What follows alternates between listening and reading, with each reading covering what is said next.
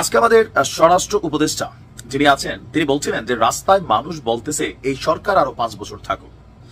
Doctor Mohammad ইউনূসকে আগামী 5 বছর ক্ষমতায় রাখার জন্য সার্জিসের পোস্টের পর বা এর আগে পিনাকিদার যে বক্তব্য ছিল, একটা সিস্টেম এখানে ইমপ্লিমেন্ট করা, এরপর ফেসবুকে বেশ কিছু গ্রুপে বেশ কিছু আইডি থেকে একটা জনমত তৈরি করা হয়েছে। ইভেন আমার পরিচিত অনেকেই তারা আমি দেখেছি এটার মধ্যে তারা নিজেদের অবস্থান পরিষ্কার করেছে যে তারাও চায় ডক্টর মোহাম্মদ ইউনূসকে 5 বছর ক্ষমতায় দেখতে। মানুষ বলছে আপনারা আরো 5 বছর থাকেন। স্বরাষ্ট্র উপদেষ্টা জাহাঙ্গীর আলম চৌধুরী তিনি বলছেন সাংবাদিকদের। কেন বলছেন? তিনি বলছেন এই কারণে যে তার ভাষ্য আইন শৃঙ্খলা পরিস্থিতি আগের থেকে ভালো। রাস্তা থেকে মানুষ আমারে বলতেছিল আপনারা আরো 5 বছর থাকেন। আমাদের বাংলাদেশের জন্য একটা বড় দুঃসংবাদ আন্তর্জাতিক বাণিজ্যের ক্ষেত্রে, সেটি হলো ভারত আমাদের একটি ট্রান্সশিপমেন্ট সুবিধা যেটা ছিল তাদের সঙ্গে, সেই সুবিধাটি বাতিল করেছে। ট্রান্সশিপমেন্ট কি সেটা আমি বলবো, এবং ভারতের সঙ্গে এই ট্রান্সশিপমেন্টটা বন্ধ হওয়ার কারণে আমাদের কী কী ক্ষতি হতে পারে সেগুলো নিয়ে সংক্ষেপে আলোচনা করব। আর সরকারের পক্ষ থেকে যে সকল কথা বলা হচ্ছে সে সকল কথার কতটুকু কার্যকারিতা রয়েছে এ সকল বিষয় নিয়ে বলবো। আসসালামু আলাইকুম দর্শক, দূর দূরান্ত দেশ ও দেশের বাইরে যে যেখান থেকে এই মুহূর্তে আমাদের এই ভিডিওটি দেখার জন্য ক্লিক করেছেন তাদেরকে শুধুমাত্র একটিমাত্র অনুরোধ করব, ভিডিওটি শুরু থেকে শেষ পর্যন্ত দেখবেন। আপনারা ইতিমধ্যে ভিডিওর শিরোনাম দেখে বুঝতে পারছেন যে আজকে 3টা মূল ভিডিও টপিক নিয়ে আজকের এই ভিডিওটি সাজানো হয়েছে। আজকের ভিডিওর মূল টপিক হচ্ছে ডক্টর মোহাম্মদ ইউনূস আরও 5 বছর বাংলাদেশ পরিচালনা করবে, এবং অন্যদিকে বাংলাদেশ যেহেতু ডক্টর মোহাম্মদ ইউনূস 5 বছর পরিচালনা করবে, এর জন্য ভারত বাংলাদেশে বিভিন্ন ট্রানজেকশন, যেসব নৌপথ, রেলপথ, বিমানপথে যেসব ট্রানজেকশন ছিল সব কিছু বাতিল করে দিয়েছে। এক্ষেত্রে বাংলাদেশের জন্য একটি অনেক বড় দুর্ঘটনা। তাই আমি আর বেশি কথা বাড়াবো না, মূল ভিডিওটি দেখার জন্য আমরা এখনই টিভি স্ক্রিনের পর্দায় চলে যাব। তবে তার আগে আপনাদের কাছে শুধুমাত্র একটি অনুরোধ করে বলছি, আপনি যদি এখনও পর্যন্ত আমাদের এই চ্যানেলে সাবস্ক্রাইব না করে থাকেন তাহলে প্লিজ দয়া করে আমাদের এই চ্যানেলটি সাবস্ক্রাইব করে ধারাবাহিকভাবে শুরু থেকে শেষ পর্যন্ত ভিডিওটি কন্টিনিউ করবেন, তাহলে বুঝতে পারবেন আপনি ভিডিওর মূল আসল ঘটনা। তো দর্শক চলুন এবারে আমরা ভিডিওতে একটা লাইক দিয়ে চ্যানেলটি সাবস্ক্রাইব করে ধারাবাহিকভাবে ভিডিওটি শুরু থেকে শেষ পর্যন্ত দেখে আসি টিভি স্ক্রিনের পর্দা থেকে। মানুষ বলছে আপনারা আরো 5 বছর থাকেন। স্বরাষ্ট্র উপদেষ্টা জাহাঙ্গীর আলম চৌধুরী তিনি বলছেন সাংবাদিকদের। কেন বলছেন? তিনি বলছেন এই কারণে যে তার ভাষ্য আইন শৃঙ্খলা পরিস্থিতি আগের থেকে ভালো। রাস্তা থেকে মানুষ আমারে বলতেছিল আপনারা আরো 5 বছর থাকেন। সুনামগঞ্জের শান্তিগঞ্জে দেশের আইন শৃঙ্খলা পরিস্থিতি নিয়ে সাংবাদিকদের এক প্রশ্নের জবাবে তিনি এই কথা বলেন। বৃহস্পতিবারে তিনি দেখার হাওরে বোরো ধান কাটার উদ্বোধন করেন। এ সময় ধান কাটা উৎসবের জন্য বর্ণাঢ্য আনুষ্ঠানিকতা ছিল না, মঞ্চও ছিল না, তবে উপস্থিত কৃষকদের সঙ্গে আলাদাভাবে কথা বলেন তিনি। দেখছেন এর আগে কিন্তু লাল গালিচা বলছেন যে এই লাল গালিচা চলবে না, তিনি যে স্যালুট নেবেন পুলিশের সেই লাল গালিচা এটা উঠাই দিছে। আনুষ্ঠানিকতা নেই, সিম্পল মানুষ, মানে হাফ শার্ট পরে গেছে, মানে শার্টও ইন করা না, অন করা। ভালো লাগছে এগুলি, এরকম সোজা সরল মানুষ আমরা এরকম হয়তো আর পাবো কিনা যাই না। এই যে মানুষ বলতেছে এটাই সম্মান, এই সম্মান নিয়েই উপদেষ্টা পরিষদ নির্দিষ্ট সময় নির্বাচন দিয়ে তাদের বিদায় নেওয়া উচিত। তাদের প্রতি যে মানুষের সম্মান, মর্যাদা, সেটা অটুট থাকবে। তার মানে বিদায়ের পরও তাদের প্রতি মানুষের ভালোবাসা থাকবে। তারা 5 বছর থাকতে পারবেন না। পারবেন না এই কারণে যে এখানে সমস্যা আছে, সাংবিধানিক সমস্যা আছে। একটা দেশ নির্বাচিত সরকার ছাড়া চলতে পারে না, এটা হলো পরিষ্কার কথা। আপনি হয়তো আমার এই কথা একমত হবেন না, আপনি জানেন যে নির্বাচন হলে এরা তো কোনো দল করে না, ফলে ওনারা তো আর ইলেকশন করতে পারবেন না, ওনারা থাকতে পারবেন না। আবার দল মানে নির্বাচন করার মধ্য দিয়ে কোন দল আসে না আসে, আবার সেই বিশৃঙ্খল অবস্থা হয় কিনা, এটা নিয়ে মানুষের মধ্যে শঙ্কা আছে। শঙ্কা আছে বলেই এই ভালো মানুষগুলোকে মানুষ বিদায় দিতে চাচ্ছে না, এটা হলো মোদ্দা কথা, আমি যেটা বুঝি। কিন্তু ভাইরে যতই বলেন না কেন, জ্ঞানী গুণী বিদ্যান মানুষরা কিন্তু এরকমই হয়, সারা বিশ্বে তাই হয়। তিনি বলেন খাদ্য বিভাগ কৃষকদের কাছ থেকে ধান কিনতে যাতে দুষ্টমি করতে না পারে সেদিকে সবার খেয়াল রাখবেন। ময়েশ্চার, আর্দ্রতা বলে কৃষককে বিদায় করা যাবে না। যাই হোক, ওনার ওই কথাটা একটু বিশ্লেষণ যদি করি, এটা সত্য। আমার বিভিন্ন আমি যে জনতার মতামত সেখানে দেখলাম বহু মানুষ বলেছে 5 বছর থাকা উচিত ইউনূস সরকারের। জাহাঙ্গীর আলম চৌধুরী কেন অনেক উপদেষ্টাকে নিশ্চয়ই এরকম বলেছে, তারাও শুনেছেন। তারা বলেননি, উনি সুদা সরল মানুষ, যা মানুষ বলছে, যা দেখছেন উনি বলে ফেলছেন। এটা সত্য যে মানুষ আসলে একটু তাদেরকে অন্যভাবে দেখছে যে এই উপদেষ্টারা লুটপাট করছে না। গুরুত্বপূর্ণ দায়িত্বে যেই উপদেষ্টারা আছেন তাদের কাজ নিয়ে সমালোচনা করতে পারেন, কিন্তু তারা লুটেরা না, দুর্নীতিবাজ না, এটা মোটামুটি পরিষ্কার হয়েছে। তো সেই কারণে মানুষ একটু স্বস্তি পাচ্ছে। কিন্তু তারা কিন্তু ক্ষমতায় থাকার জন্য জন্ম নেন না, ক্ষমতায় থাকার জন্য আসেন না। তাদের লম্বা কর্মজীবন থাকে, কেউ তারা অবসরের পরেও নানা রকম সৃষ্টিশীল কাজকর্মে তারা ব্যস্ত থাকেন। যেমন ডক্টর মোহাম্মদ ইউনূসের কথা মনে পড়ে, তিনি জাতির উদ্দেশ্যে একটা ভাষণে কি বলছিলেন? শাসন কাজ পরিচালনা করা আমাদের কাজ না, আমরা আমাদের নিজ নিজ পেশায় সন্তুষ্ট, ফলে আমরা নির্বাচন দিয়ে আমরা আমাদের পেশায় ফিরতে চাই।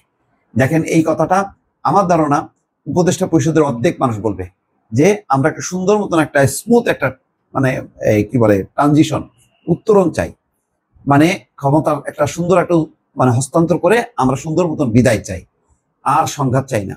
এখন জাহাঙ্গীর আলম চৌধুরী কেন, আরো অনেক, ডক্টর মোহাম্মদ ইউনূস, সবাই, তাদের প্রতি মানুষের একটা ব্যাপক ভালোবাসা আছে, সম্মান আছে।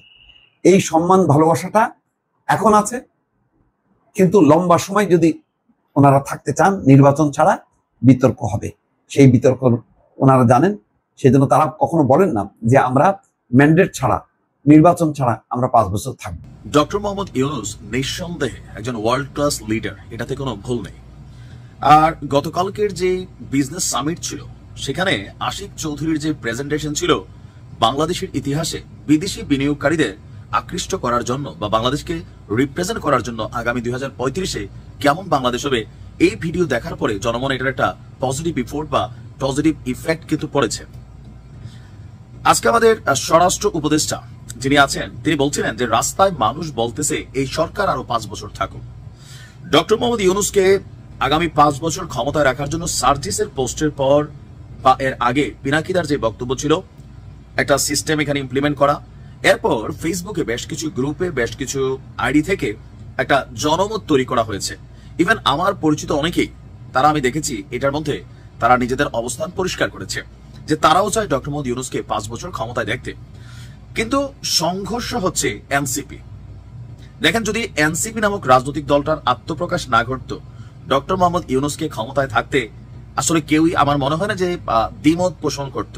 অ্যাজ এ প্রেসিডেন্ট হিসাবে অথবা বড় একটা পদে তিনি থাকতেন, বাংলাদেশকে একটা নির্দিষ্ট সময় পর্যন্ত তিনি লিড করলেও রাজনৈতিক দলগুলো ওই লেভেলে আসলে ডিস্টারবেন্স ফিল করতো না যতটা এই এনসিপির কারণে করে। নতুন এই রাজনৈতিক দলটি এনসিপি, তাদের প্রতি মানুষের আস্থা ভরসার জায়গা আসলে এটা এখন জনমত জরিপ আপনি যেটাই বলেন, তাদের ভোটে আমার ধারণা সর্বোচ্চ 10টা সিটও পাবে না।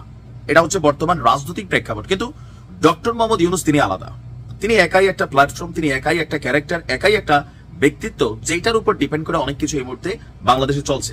আমিও বিশ্বাস করি ডক্টর মোহাম্মদ ইউনূস যদি রাষ্ট্র ক্ষমতায় একটা লম্বা সময় থাকেন, তাহলে বাংলাদেশ পরিবর্তন হবে। তো ডক্টর মোহাম্মদ ইউনূস 5 বছর ক্ষমতায় থাকলে ভালো হতো, কিন্তু তিনি থাকবেন কোন সিস্টেমে? সিস্টেম তো এখানে লাগবে।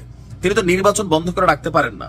যদি তিনি মনে করেন যে তিনি 5 বছর ক্ষমতায় থাকবেন, আইনের মাধ্যমে এটা কোন সিস্টেমে আসলে করা যায়, ওইরকম একটা হয়তো করলে করা যেতে পারে। বাট সেখানে জনগণের মতামত সুস্পষ্ট হইতে হবে।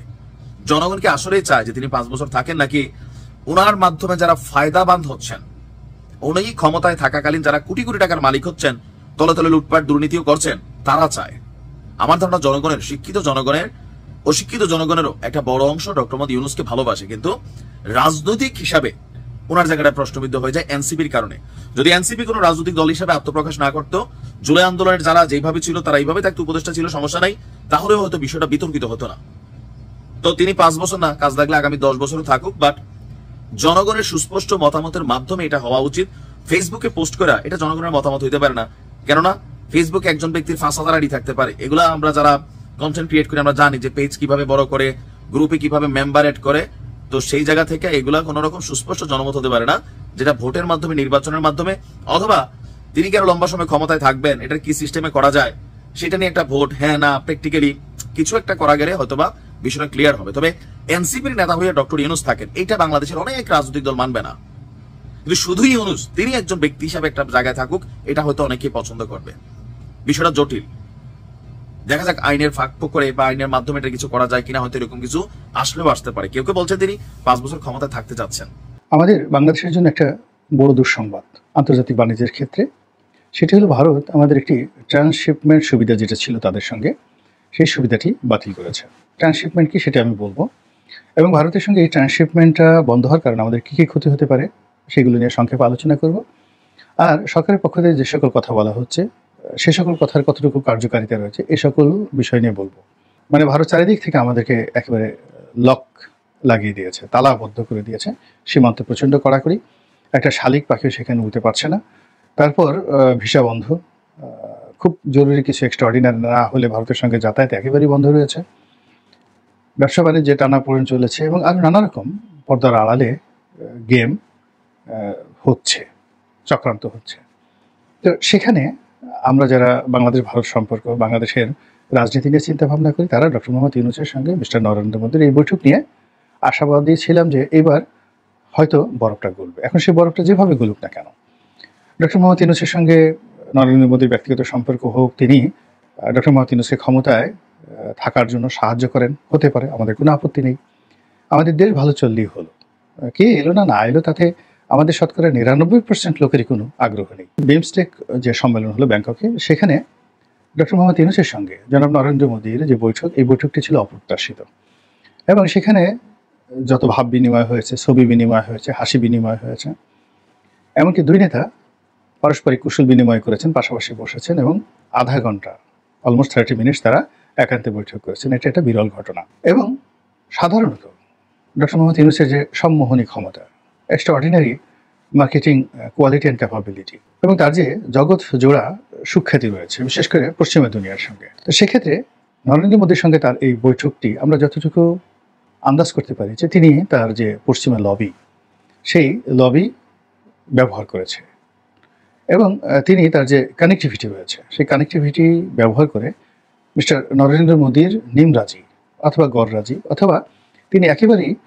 রাজি ছিলেন না, এরকম একটা কট্টর অবস্থান থেকে রাতারাতি একটা বৈঠকে বসা আমরা ধরে নিয়েছিলাম এটা ডক্টর মোহাম্মদ ইউনূসের একটা চন্দ্র বিজয়ের মতো সফলতা। এই সফলতার মাধ্যমে আমরা অনেক কিছু অর্জন করবো, ভারতের সঙ্গে ভালো সম্পর্ক হবে, নরেন্দ্র মোদী বাংলাদেশে আসবেন, শেখ হাসিনাকে বাংলাদেশে প্রত্যাবর্তন করা হবে, আওয়ামী লীগের আরও কঠোর সাজা হবে এবং ডক্টর মোহাম্মদ ইউনূসের হাত শক্তিশালী হবে। আপনাদেরকে অসংখ্য ধন্যবাদ এতক্ষণ পর্যন্ত এই আলোচিত মূল ভিডিও দেখার জন্য। আপনারা দেখছিলেন এই মুহূর্তে আমাদের হাতে থাকা আজকের দিনের সবচাইতে আলোচিত, সমালোচিত এবং সর্বশেষ আপডেট ভাইরাল সংবাদগুলো। তো দর্শক, আপনি যেহেতু মূল ভিডিও দেখে এতক্ষণ পর্যন্ত আমাদের সাথে থেকে এ পর্যন্ত এসেছেন, শুধুমাত্র আপনাকে আমাদের অন্তর এবং অন্তঃস্থল থেকে ভালোবাসা এবং অভিনন্দন জানাচ্ছি। তো দর্শক, পরিশেষে ভিডিও সম্পর্কে আপনার কোনো মতামত থাকলে অবশ্যই কমেন্ট করে জানাতে পারেন এই ভিডিওর কমেন্ট বক্সে। পরবর্তী আরও আলোচিত আপডেট সংবাদ দেখার আমন্ত্রণ জানিয়ে আজকের মতো এখানেই বিদায় নিচ্ছি। সবাই ভালো থাকবেন, সুস্থ থাকবেন, আল্লাহ হাফেজ।